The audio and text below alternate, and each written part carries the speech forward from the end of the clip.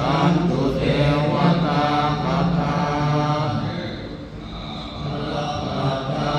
เกกานันจะยังพลังอรหันตานันจะเทเกนารังบันดามิสัพพะโส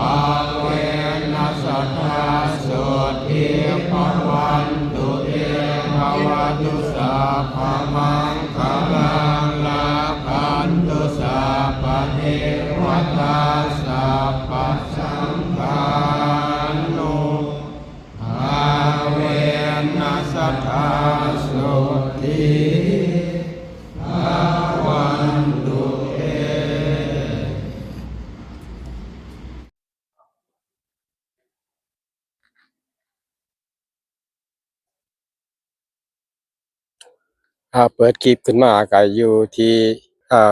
โอ้มันคือมือตัวเนาะพี่น้องเลยเดี๋ยวเปิดคลิปขึ้นมาก็อยู่ที่วัดชมพูบรรณาวาสบ้านสามแยกที่ชมพูตำบลสีชมพูอำเภอโสภิษัยจังหวัดบึงกาฬพี่น้องมื้อนี้เป็นมื้องานสวดพุทธาภิเษกอยู่ที่วัดชมพูบรรณาวาสมื้ออื่นวันที่11ก็มีลำวงย้อนยุคให้รับชมช่วงนี้หลังจากเจริญพุทธมนต์เสร็จแล้วก็ญาติโยมก็กำลังบูชาผ้าไตรย้อนผ้าไตรอยู่ในศาลาการประเรียนช่วงนี้ก็เวียนมันร้อนนะบ่สามารถที่จะมาถ่ายวิดีโอให้เบิ่งได้ร้อนก็ร้อนแรงแล้วก็เพิ่นก็เอารถแห่มาเปิดมีแต่เพลงบัดก็บ่สามารถที่จะการนิมนต์ครับพระอาจารย์ครับผมถ่ายคลิปได้พี่น้องอาจารย์ก็มาฮอดแล้ว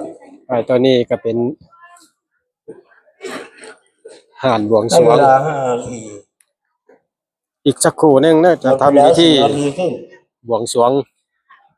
เทพไทยเทวาแล้ว ในเวลาไปกินน้ำเงี้ยวหานาที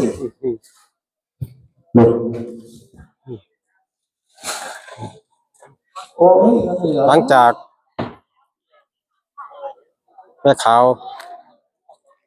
กินข้าวแรงแกงง่ายแล้วก็จะได้อาราธนาพระเดชพระคุณหลวงพ่อ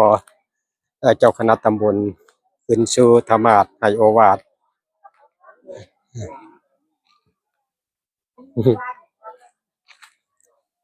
ห่อนแห้งอันนี้เป็นของอำนวยการบูชาปาไตรปลาลอยฟ้าประมาณนี้พี่น้อง ห่อนแห้งเลยไม่ออกกำลังลงทะเบียน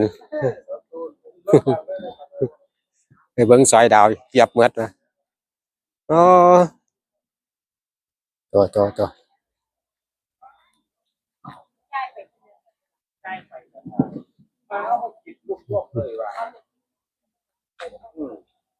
เป็นเขาขายเตียงมันติดกันทุกคนเลยครับเนี่ย มึงเทียบหมดยังอยู่หน่อยหนึง ย่อว่าจะกินราคาไปเนาะมันโมเมนต์ว่าได้ถามให้ผู้เห็น โอ้เทียบหมดเนาะยังอยู่หน่อยหนึง ย่อมาไก่หรือโทรศัพท์ มืออื่นก็หมดพอดี โทรศัพท์ย่อมาไทยเด้อ มืออื่นหมดพอดี แม่กระจกก็สิ3เบอร์นี่ครับมันคือเดียวการสักลากค่าน้ำมัน ฟังกันเนาะ ของมาใส่ชุดนี้บ้านนี้เฮา กังเว้นเด็ดมาทายก็บ่ได้ นะโม เพิ่นเอาไอ้รถแห่มาเปิดเพลงตึมก็บ่สามารถที่จะลงคลิปได้นะพี่น้องคลิปวิดีโอเนี่ยลง YouTube เนี่ยบ่สามารถที่จะเอาลงคลิปได้กังเว้นนี่ก็เลยบ่ได้มาถ่ายมื้ออื่นเช้าพุ่นละยังสิได้มาถ่ายช่วงนี้ สัมมาสัมพุทธัสสะ พ่อขาวกำลังสิ อิมัง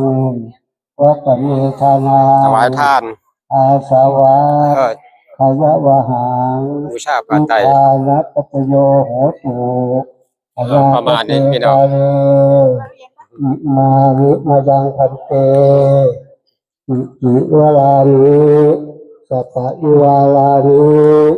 ช่วง กุสังคัสสะ เพิ่นบวงสรวงพุ่นละจังสิมา สาธุ ถ่ายเบิ่งอีกเทื่อหนึ่ง ภิกขุสังโฆอิมานิอิวาลานิสัพพะอิวาลานิปฏิปันหาตุธัมหาตังเทวะ